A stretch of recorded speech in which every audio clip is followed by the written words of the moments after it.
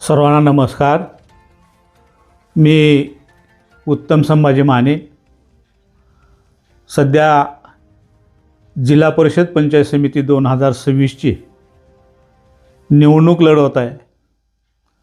या निवडणुकीसाठी शिरूर गटामधून मला महायुतीचा उमेदवार म्हणून राष्ट्रवादी काँग्रेस, भाजपा, रिपाई यांची उमेदवारी आमचे नेते, राज्याचे सहकार मंत्री आदरणीय बाबासाहेबजी पाटील साहेब, आमचे मार्गदर्शक, आमचे नेते माजी मंत्री बाळासाहेबजी जाधव साहेब यांनी माझ्यावर विश्वास टाकून मी गेल्या अनेक वर्षापासून जे राजकीय सामाजिक क्षेत्रामध्ये काम करतो आहे याची दखल घेऊन मला जिल्हा परिषदेची उमेदवारी दिलेली आहे।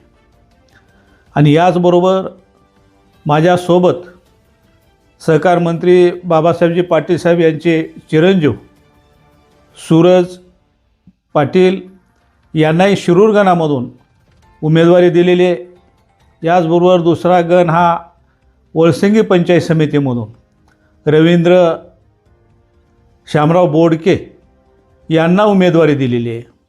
म्हणून हे माझे दोन सहकारी आणि माझ्यावर जो हा पक्षानं राष्ट्रवादी काँग्रेसनं विश्वास टाकवला आहे त्या विश्वासाला पात्र राहून आम्ही जिल्हा परिषद आणि पंचायत समितीमधून जे जनतेच्या विकासाची कामं करता येतात हे कामं करण्याच्यासाठी आम्हाला जिल्हा परिषदेमध्ये जायचं आहे। जिल्हा परिषदेमधून जनतेच्या ज्या मूलभूत आणि आवश्यक गरजा आहे या अनुषंगानं आपल्याला जे विकासाची कामं मांडता येतील, करून घेता येतील या अनुषंगानं आम्ही कामं करून घेणार आहोत। याचबरोबर मी आत्ता नेहमी बोलत असतो की शिक्षणाच्या संदर्भात अत्यंत केविलवाणी परिस्थिती झालेली आहे की आपल्या शाळा बंद पडतात की काय, ग्रामीण शाळा अत्यंत मोडकळीस आलेल्या आहेत, त्यांच्याबरोबर त्यांच्या इमारती त्याच पद्धतीच्या झालेल्या आहेत। म्हणून ही कामं करायची आणि ग्रामीण भागातल्या शाळा कशा टिकतील, जिल्हा परिषदेच्या शाळा कशा टिकतील या अनुषंगानं त्या ठिकाणी आपल्याला भूमिका मांडायची आहे। याचबरोबर ग्रामीण भागातील जी रस्ते आहेत ते रस्तेसुद्धा अत्यंत खराब झालेले रस्ते आहेत। म्हणून या रस्त्यांच्या बाबतीत आपल्या चांगल्या पद्धतीचे रस्ते कसे करता येतील, पिण्याच्या पाण्याचे प्रश्न असतील।